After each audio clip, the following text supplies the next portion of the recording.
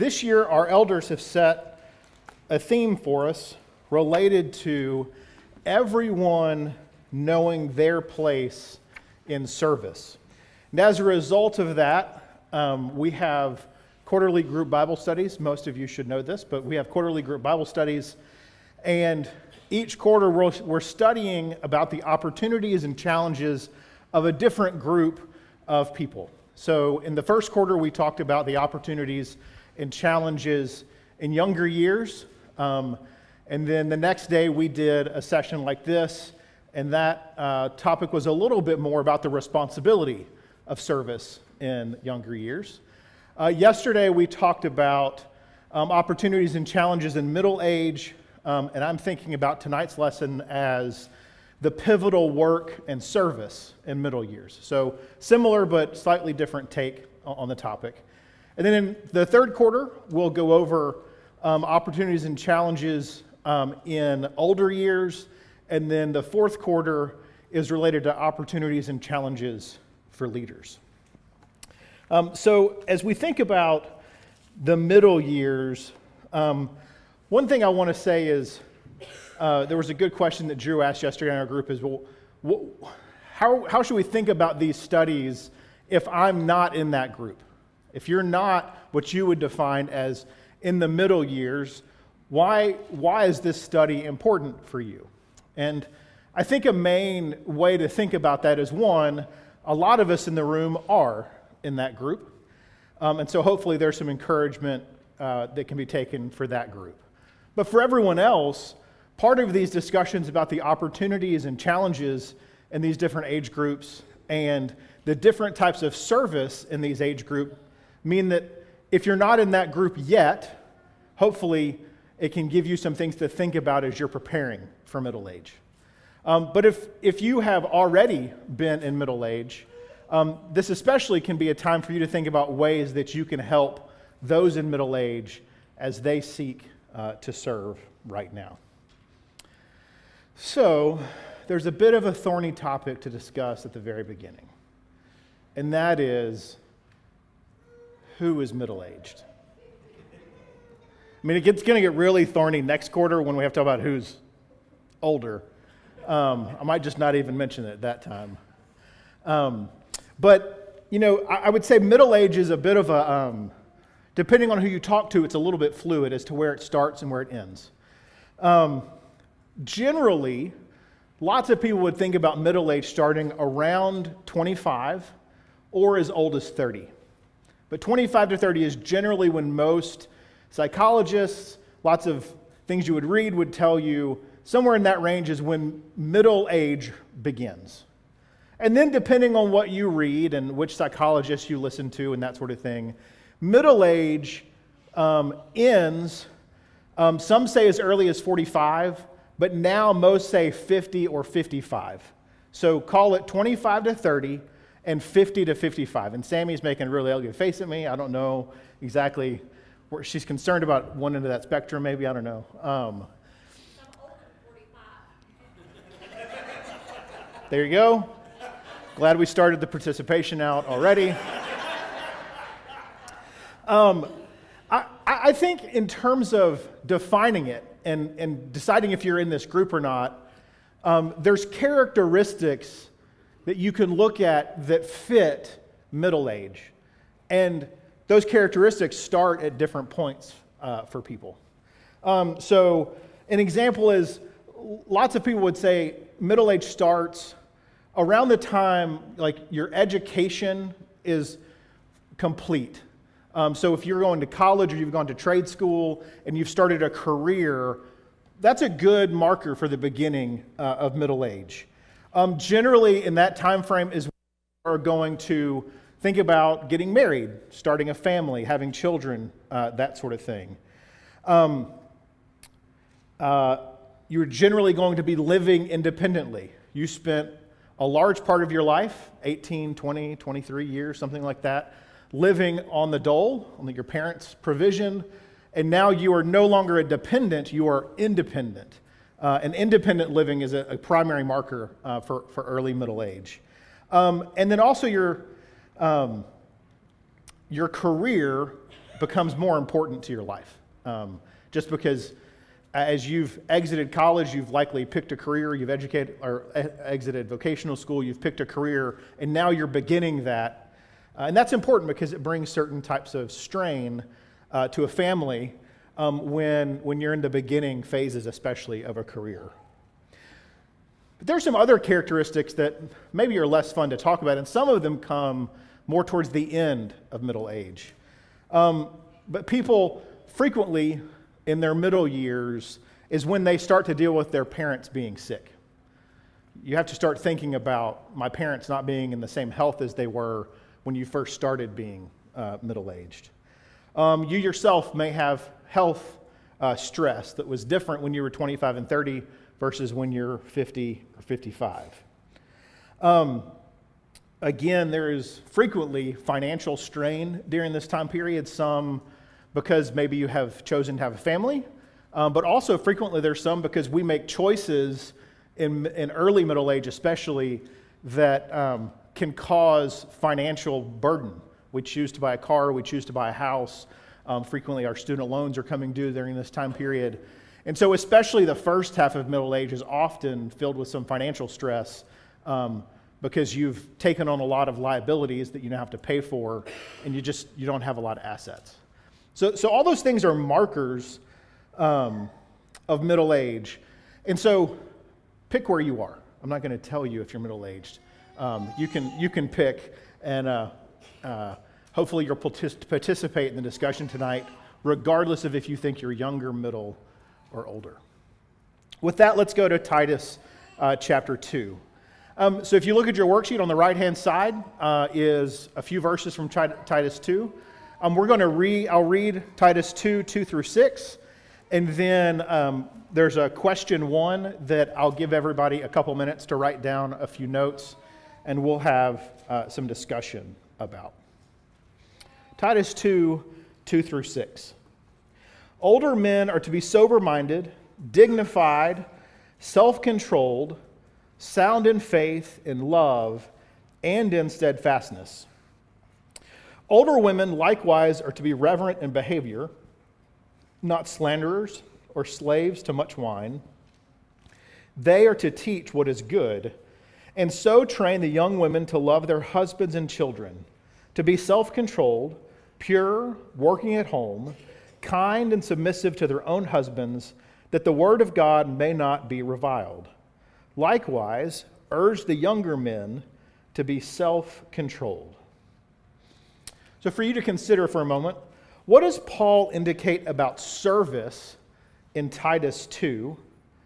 And I'd urge you to consider how age, relationships, and experience highlight importance of middle years. I'll watch the clock, got about 2 minutes, take some notes, and then we'll look for some commentary from. As you're finishing that up, a couple thoughts on Titus in general as we set some context. I would argue that Titus is a fantastic letter to look at if you're trying to understand how you fit into the Lord's work. It's kind of like an owner's manual for how we should work in the church. It starts out with a discussion about elders, then there's a discussion about how to handle people who don't love God, who aren't believers. There's this section about service that really is almost all of chapter 2 is about service in some way. And then chapter 3 deals a lot with what that looks like and what those good works are. So a good book to look for if you were kind of trying to figure out how you fit into the group or into the work and to model some things and some behavior off of. With that, I'll turn it over to you guys a little bit. So what does Paul indicate about service in Titus 2, and how does that relate to middle age, experience, relationships, and so on?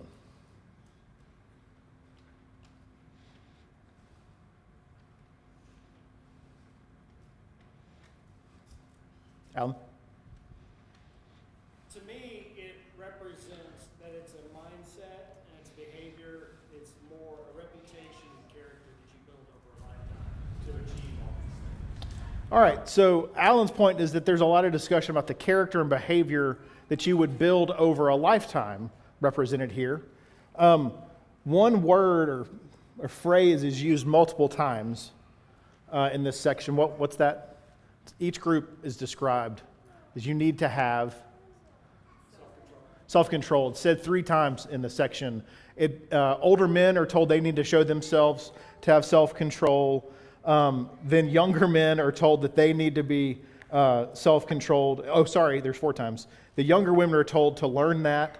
And then in verse 6, urging the younger men to be self-controlled. So self-control shows up over and over again here. What else? Michael? It feels like this relationship between the older and the younger is a proactive relationship as opposed to a reactive relationship, and that it's not when you see them going down a bad path, then step in and talk to them. It's just always guide them, teach them. Yeah, so Michael's point, if you couldn't hear, was that it seems that the relationship between the younger and older here is proactive in nature. Older are called especially to provide guidance to younger, but it does not seem that that's just like, oh, you look across the room, you see this younger guy you've never talked to, and you walk over and say like, well, I need to correct you for that. It seems that there's more relationship here than that. Callie, were you going to say something? Yeah, I was going to say, I see like the seeking, gaining, and passing on of wisdom in this whole passage. Yes, so there's a seeking of wisdom, so younger, and both the men and the women are told to seek, and then older are told to provide that. And so there's almost like a conduit through which information is passing. Were you going to say something, Mara? Yeah, just off of what Callie said, in the middle years, we are supposed to be open to be served wisdom by those who are older. So we may not be doing a service, but we are to be served that. So what Mara said is we're open in middle years to being served wisdom or given wisdom, which means in a way I think Mara's kind of taking the younger side of middle age here, right? Not surprising. She is on the younger side of middle age, I would say. You might not even say you're in middle age. I don't know. What else about that, though, is important? So we've presented the idea that this is a middle-aged person looking up. And I mean that in terms of age. They're looking up to an older person. But what's the other implication in the passage?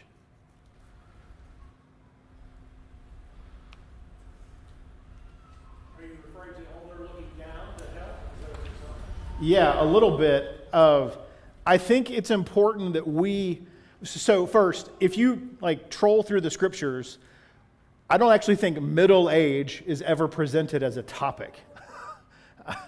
At least I couldn't find any.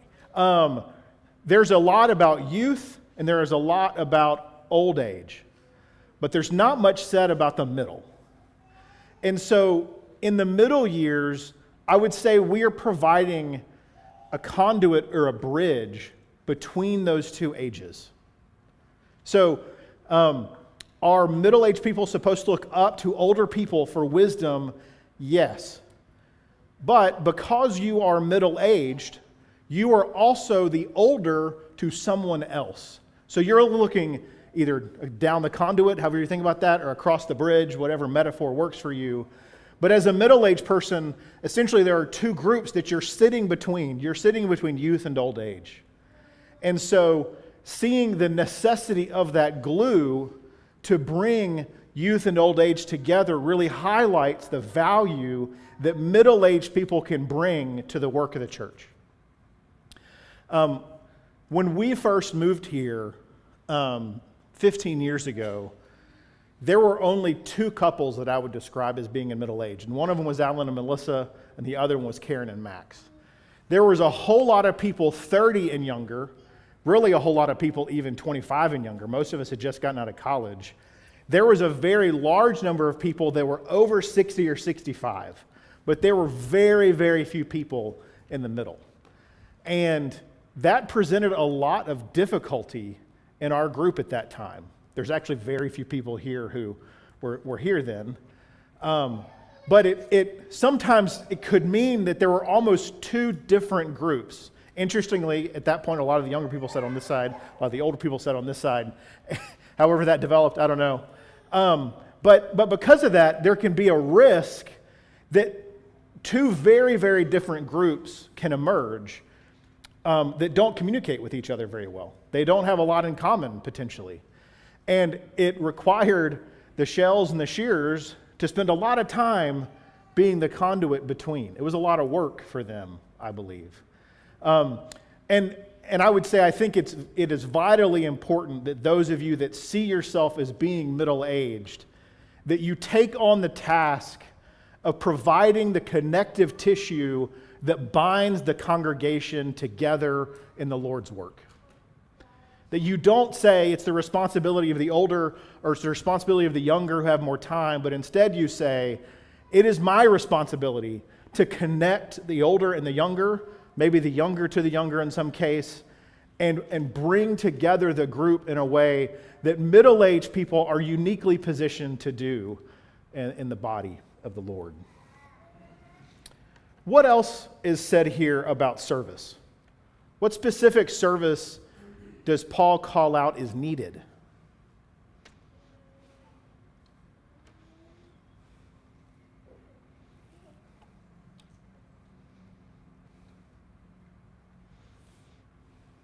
John? I don't know if this answers your question, but the interesting thing that I see about service in the context of this passage is it's not unidirectional, nor is it bidirectional. It is omnidirectional. It is service in service. So the older are in service to the younger, helping them to be better, to provide better service to husbands, children, others.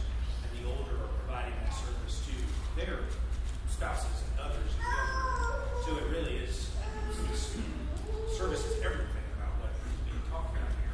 It's being couched in different terms. There's wisdom, there's self-control, there's all these things, but they all relate back to how do we serve one another in the role that we have as either younger women or older women or younger men and older men in the different roles that we find ourselves in life.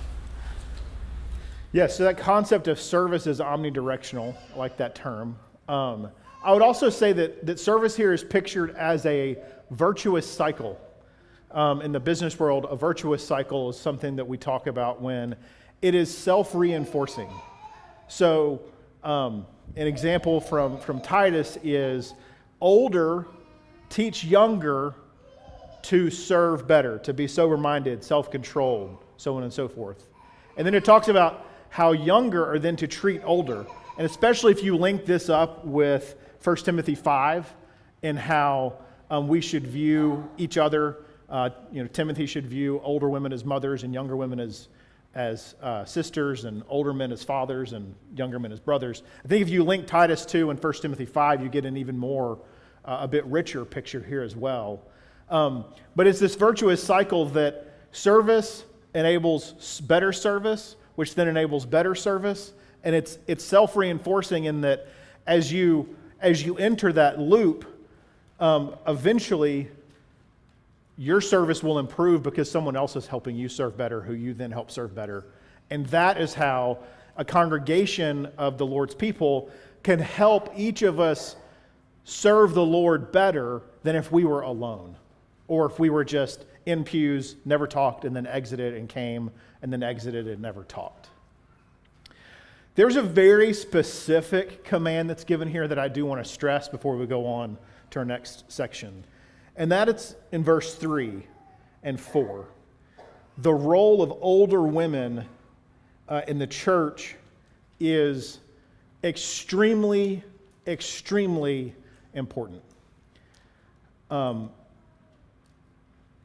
I would say that in most congregations, and I would include Woodland Hills in this, one of the greatest deficiencies I see generally is older women who see themselves as guiding younger women in this way. It is vitally important, and no one else can do it except the older women. Men cannot teach women to love their husbands and their children. It requires the work of older women. That's why you don't see Timothy or Titus get commandments about it from Paul. Specifically, they are told to instruct the older women to do this work. Our congregation would face many, many more opportunities, I believe, if we had more older women who saw this as a commandment necessary for salvation for them to do. The impact that women have had on our family's life who have chosen to fulfill this has been more immense than we can really explain or describe. It is a blessing and a joy to do this work for older women, but I do think it's also a requirement as well. Let's go on to question 2. One of the questions yesterday in Chip's sheet was, what other passages that we didn't look at yesterday do we think of about when we study through these things about middle age and think about life? And for me, Ecclesiastes 3 came to mind over and over and over again. For everything there is a season and a time for every matter under heaven, a time to be born and a time to die, a time to plant and a time to pluck up what is planted, a time to kill and a time to heal, a time to break down and a time to build up, a time to weep and a time to laugh, a time to mourn and a time to dance, a time to cast away stones and a time to gather stones together, a time to embrace and a time to refrain from embracing, a time to seek and a time to lose, a time to keep and a time to cast away, a time to tear and a time to sow, a time to keep silence and a time to speak, a time to love and a time to hate, a time for war and a time for peace. How do the words of the preacher in Ecclesiastes 3 echo the position of those in middle age?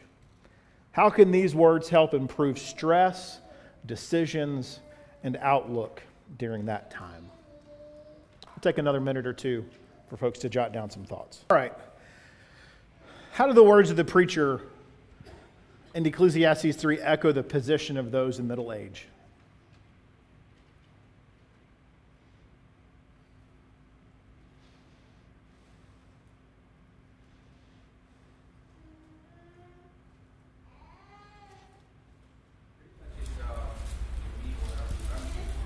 I'm sorry, I can't hear you.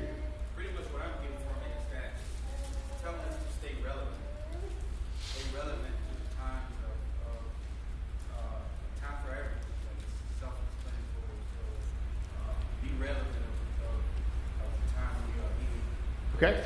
Be relevant of the time that we're in. What else? Chip? Nothing stays the same. So the time we're in today, take advantage of it, good or bad. For those things that are bad, don't be overly consumed by that. The things that are good, don't be overly consumed by that either. Tomorrow will bring its own trouble. Yeah. As we talked about a little bit. But my pickup is that whatever the situation, it's not going to last forever. So take advantage of whatever the opportunities are in that time. Yeah. The reason I thought about this passage over and over is the time within middle age that feels like a ping pong ball frequently. There's lots of joy. People are born. There's lots of fun events. There's first birthday parties. There's weddings. There's all kinds of fun things you frequently get to take part in. But there's also facing that your parents' health isn't the same as it used to be, or the financial stress that some of those joys might bring. I especially think it's important, Chip's comment about not being overly concerned about the bad times, the bad seasons, or the hard seasons. They will end. They feel interminable when you're inside of them, but afterwards, it's interesting how short they sometimes really are. And similarly, the good times that come, becoming overly focused on them can lead you to sometimes seesaw between these good and these bad things. Any other comments? And they're not necessarily good and bad in themselves. There's just high and lows. There's highs and lows in life, and they're going to happen. Yeah, I like the point. It's not necessarily good or bad. It's just different. Like, it changes frequently. And sometimes not necessarily good or bad, but hard versus easy. Having the frame of now having had 2 sets of children, I remember with Chloe and Autumn, the time, call it under 4, it really did feel like forever, or under 5. Like we would never be able to go out to eat again. It would never be enjoyable ever again. But then I can remember years and years and years where it was a joy to do things like that. Or when you're in the middle of a baby that wakes up every night, multiple times a night, it feels like it will never end. And going on 4 years now, Crystal might tell you it doesn't actually end yet. But it does. And sometimes perspective can help us see that the trials aren't as long as we realized, and frequently many of the good and joyous parts are actually longer than we sometimes realize as well. And so approaching life with that balanced perspective. And I think that's a big part of the encouragement, that the hard places or the difficult spots won't last forever. And take some encouragement from that. One tip I would also share in thinking about this time is the seasons of your life change very rapidly. And sometimes those will bring requirement that you stop doing things. If you have new young children, you may stop doing some things. If you have a new job, you may have to focus more on your career for a while because you have no idea what's going on. Jerry, feeling that? Yeah. And so it's important for us to know that Jerry's going through that his family's going through that. Because when a husband is feeling stress at work, the rest of the family feels that as well. Having a new job will do that, but it won't be forever. It won't always be new. And so I would encourage you to think about time bounding the seasons. Almost like try to pick an end date for them if you can. An example of this is we love to entertain and have people into our home. But when Malachi came, we agreed that we weren't going to do that for a while. That it was going to bring stress, and that we were going to take a pause for a season from doing that. We picked a date, and then we had some people over. Those people were the Porters, and I can't remember who else. They're lovely people. This wasn't their fault. We perhaps got zealous. And I have distinct memories of all 3 of my youngest children crying at the same time when the Porters were at our house for dinner one Sunday night. And they weren't out, like the door wasn't closed before Crystal said, that season was longer than we thought. And so we put another clock on it. The same thing like I did here, once Malachi came, and I did this with Harmony too, our congregate school, you can set how long, like if you want to take a break from serving in the assembly, you can set that. That's a cool feature if no one knows how to use that. What? Yeah, Evan would like it if everyone would use it. Makes his life a lot easier. But the day we thought we were bringing Malachi home, I put in a 6-month hold and said, I'm not doing anything in the assembly for 6 months. It's stress that my family doesn't need.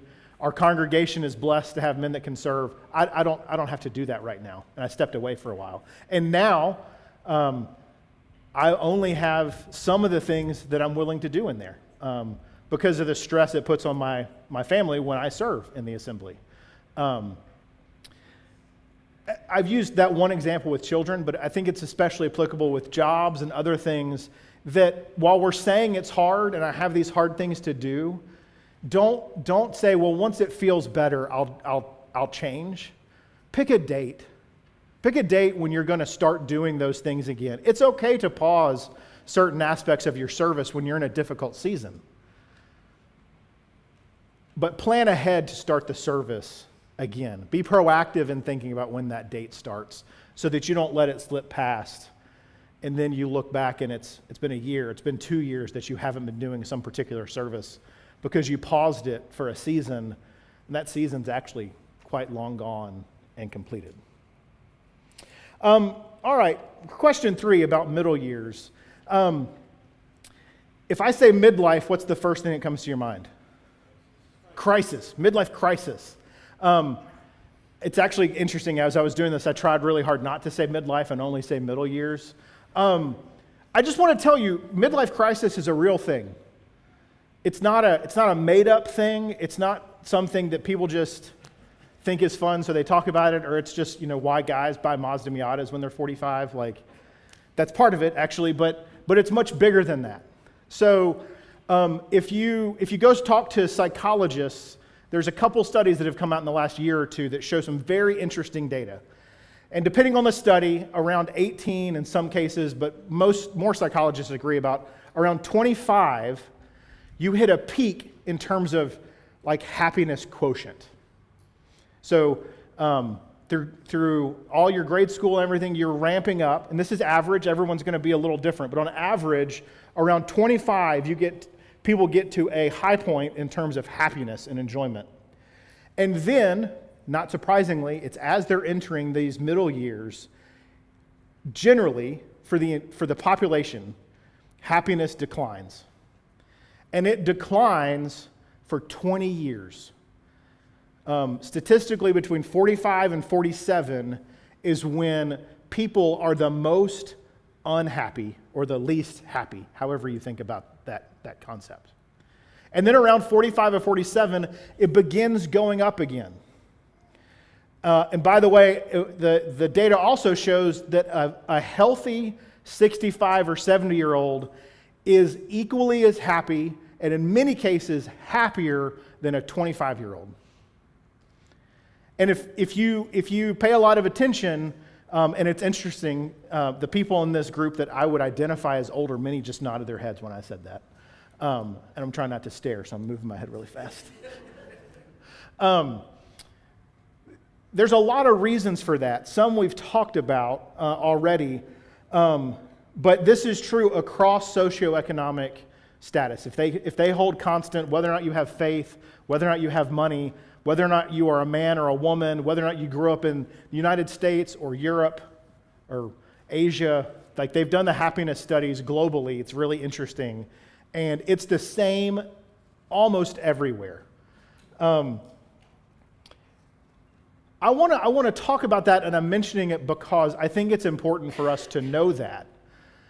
Because we have people in middle life right now who don't know why they're not as happy as they want to be. They're not as happy as they think they should be. They think they should be more fulfilled than they are. They're looking at 45 years of life and saying, is this it? Is this what I was supposed to do? Questioning 20, 30 years of life and career in those things. And many of them feel lost. This is also the age frequently when families are sending their children away. And you end up with empty nesters who have spent 25 years raising children, and now they don't have any children at home. What does the mother do who's in that situation? Eat cookie dough is Mara's answer. I think that is likely lots of people's answer. Those things bring stress and strain. But I think an important aspect for us to consider is that being a member of the Lord's church and loving the Father can make all of those reasons for this stress and strain easier and better, and the load can be lighter. And so the question I have is, for those in middle years, what stresses and strains are you experiencing, and what could help for you look like? I want to take 60 seconds for folks to write some things down. What stresses and strains are you experiencing, and what could help for you look like? You don't have to answer both parts of the question.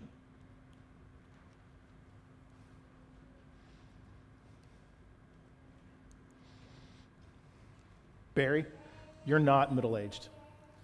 Yeah, but with the experience, I can look back on it, Oh, great. which is better than when I was in it. I think the first really big challenge during those years is career and job is typically combined with young family is just typically really overbearing at times. Trying to balance that, and I've always gone back and wanted to have lived Ecclesiastes 9, verse 7 through 10 better because of the balance. Really, really strive for better balance instead of getting things all mixed up. God, spouse, family, and then what your hand finds to do it with your mind. But when those get all jumbled up, and it creates a huge amount of stress, both on yourself and your family, and then just in your relationship with God. I think all those things are what add up to those being really tough years. Yeah. So young family, financial stress, job stress, all of those things work together, creating another strain, and that is on our relationship with God. And so I love the reference to Ecclesiastes 9 and how we prioritize our life and work is way down the list there. It's 4 or 5. Michael? I would say just in general, like, especially with parenting, like just a lack of experience and knowledge. This is the first time I've ever done something like this, so I don't have the answers, and help for that would be, you've done it for me many times already. It's just like, hey, this would be a helpful thing to do in the situation. We tried to do this with Chloe, it didn't work, and then we learned to do this. I would love to learn from your mistakes now as opposed to. Have I got a deal for you? Yeah. So especially as parents, no one gives us a guidebook with these little lives, and so what looks like for a young parent aid is having a relationship. Michael didn't say that first, but having a relationship, and then seeking to reach in and help them with that stress and strain. Some of that can look like providing tips or guidance. You might try this. Here's where I messed up. Some of that can just be holding a crying baby. It can be folding laundry. 2 weeks ago, Karen called Crystal and said, "Do you have any laundry to fold?" And Crystal's like, "Yeah, of course." And so Karen came and folded laundry. I don't know how long she was there, but I know I came home and my whole family was in a better mood because that little task was taken care of. It was a burden lifted for us. What are you going to say, Drew? Learning how to seek God first and develop spiritual maturity and growth while at the same time balancing competing priorities for your attention and your time.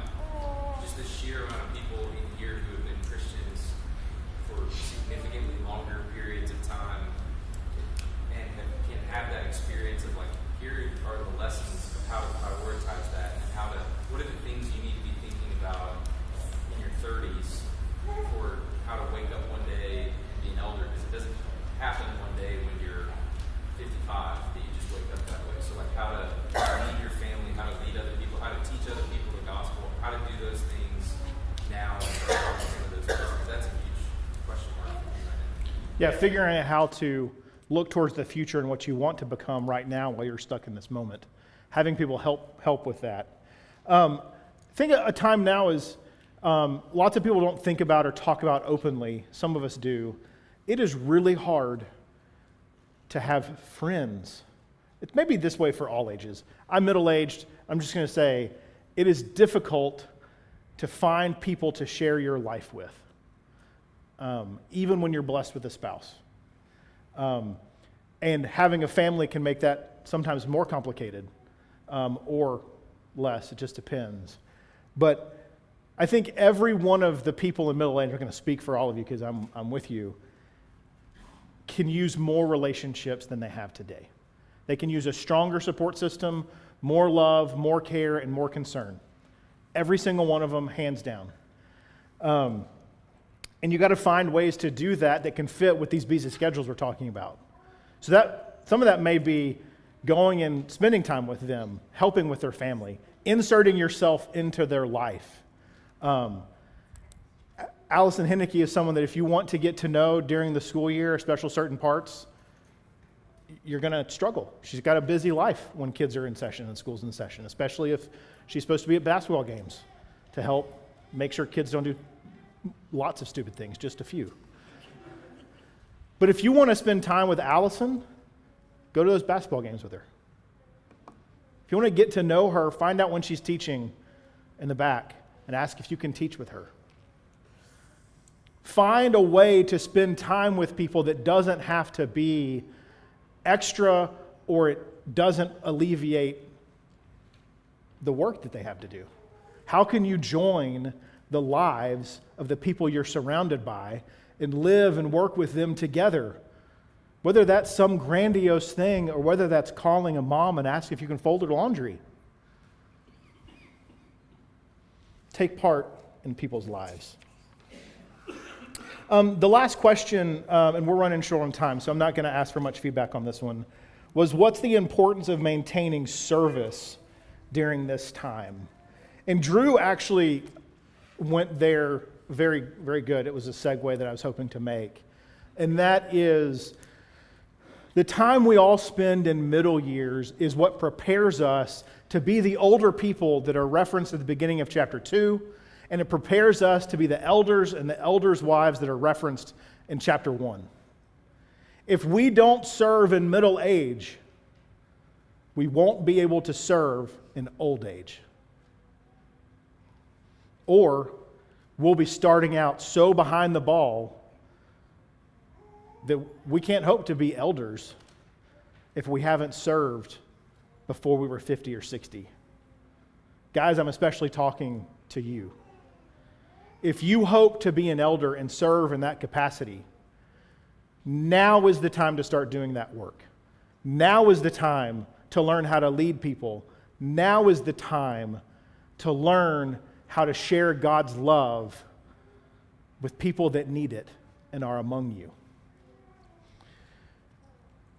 These years prepare us for the years to come. And in that way, again, we can do more service later if we do some service now, even in the midst of middle age. If you would turn back to Titus 2, we're gonna finish up there.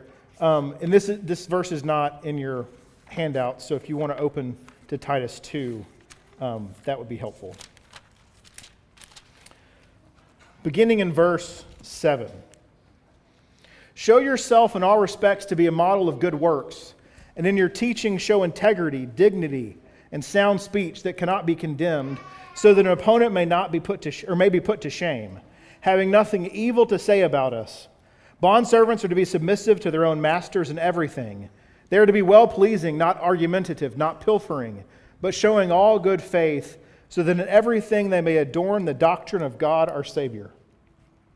For the grace of God has appeared, bringing salvation for all people, training us to renounce ungodliness and worldly passions, to live self-controlled, upright, and godly lives in the present age, waiting for our blessed hope, the appearing of the glory of our great God and Savior Jesus Christ, who gave himself for us to redeem us from all lawlessness and to purify for himself a people for his own possession who are zealous for good works. Declare these things, exhort and rebuke with all authority. Let no one disregard you. Remind them to be submissive to rulers and authorities, to be obedient, to be ready for every good work, to speak evil of no one, to avoid quarreling, to be gentle, and to show perfect courtesy toward all people. For we ourselves were once foolish, disobedient, led astray, slaves to various passions and pleasures, passing our days in malice and envy, hated by others and hating one another.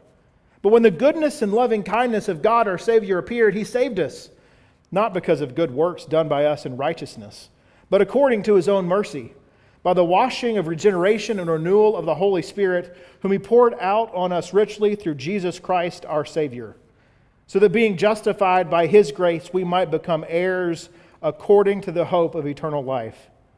The saying is trustworthy, and I want you to insist on these things, so that those who have believed in God may be careful to devote themselves to good works. These things are excellent and profitable for people, but avoid foolish controversies, genealogies, dissensions, and quarrels about the law, for they are unprofitable and worthless.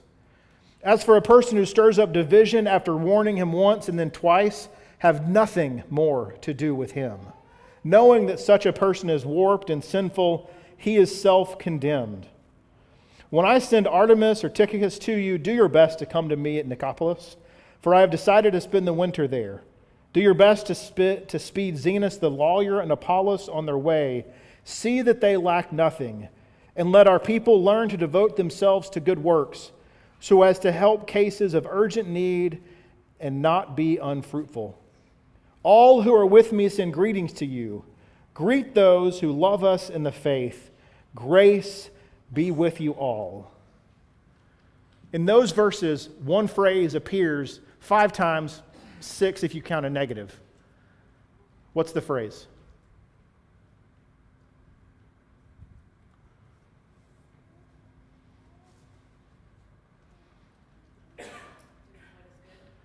Doing what is good, as Nicole said. In the ESV, it would be said as good works.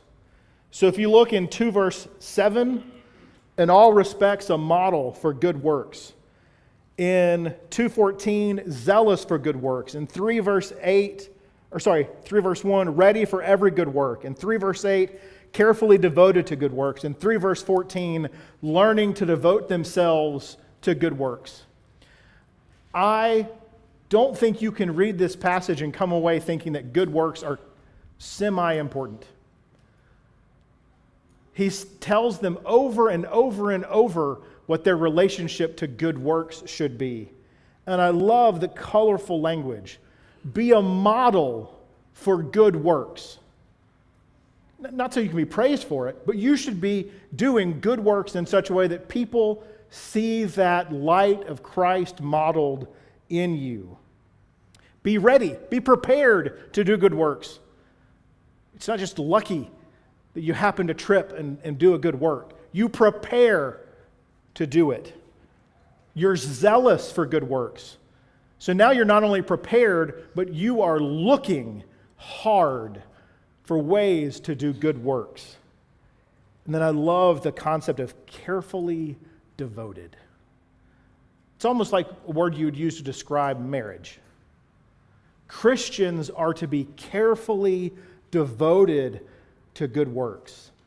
And then in 3:14, he talks about learning to devote themselves. These aren't all behaviors that are natural. This isn't what the world would do.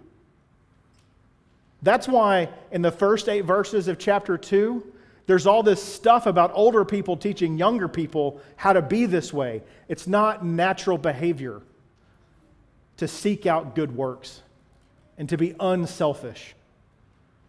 Those are things we learn, and then we devote ourselves to them, and we prepare for them, and we are zealous for them. Thank you for your time tonight in talking about middle age and service during it. I hope that it was encouraging, and I hope that we can be a people known in every way to be zealous and prepared for good works.